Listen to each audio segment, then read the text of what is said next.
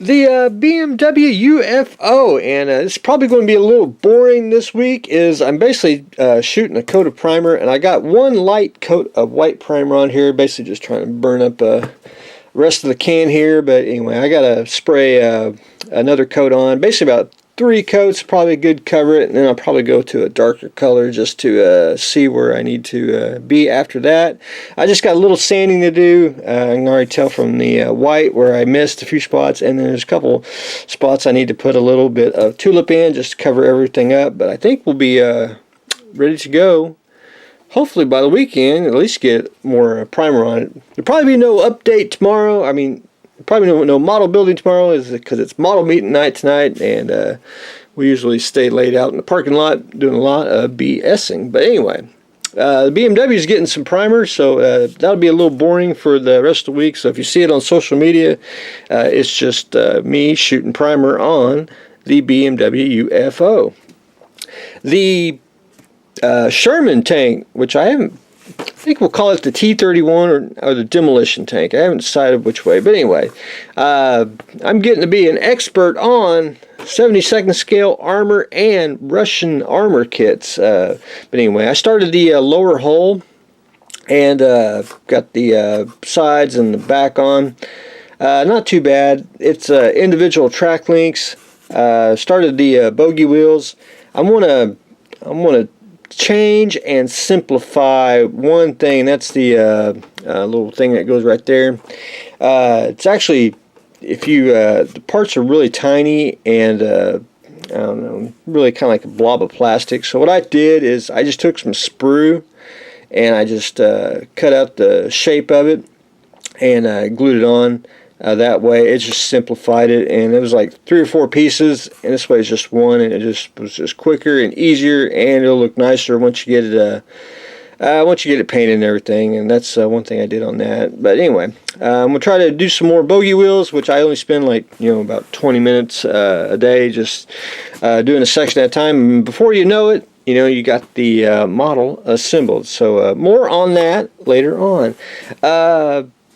What is it? Spitfire. I dug it back out because my break is over from doing airplanes, and I took a brass rod, which was my next step on here. I cut it link, and if you need to cut this down, you can.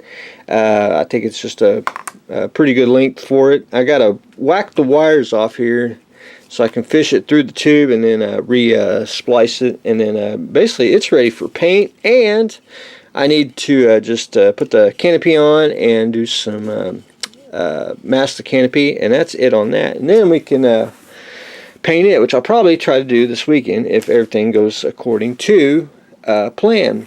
One thing I've been on a sprue cutter kick here. So I picked up Hacko, and I wanted to.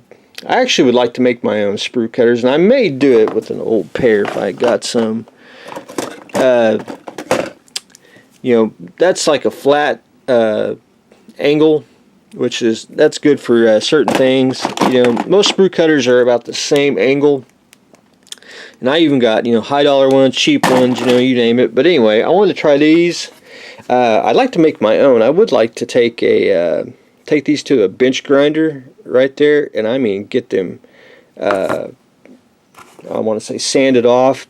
To almost really, really thin. I think that would also help, especially on some things, especially Russian armor. When you try to small kids, small parts. I think if you could get the thickness of the sprue cutter here down to a level, I think it'd work out just fine. But anyway, it's got a good grip and it's not too springy or any of that nature. So I'm gonna try that out and see how well they work. And then I got a project coming in a couple weeks, and we're going to start using magnets. And I've been wanting to. I've used magnets before on models, but I think I want to start doing it a lot more often. But I found some really, really small ones, so that was a plus. And I knew they made them small, but I didn't know they made them like this small. So that works out. That'll work out great for a lot of projects soon too. Hopefully. Be gracing the workbench. But anyway, that's what I've got going on today. The Spitfire is back on deck. We are playing with some magnets, starting some new sprue cutters. We are primering the BMW UFO, and of course, we are starting the demolition Sherman. So that's what I got going on today. So stay tuned for the next exciting episode.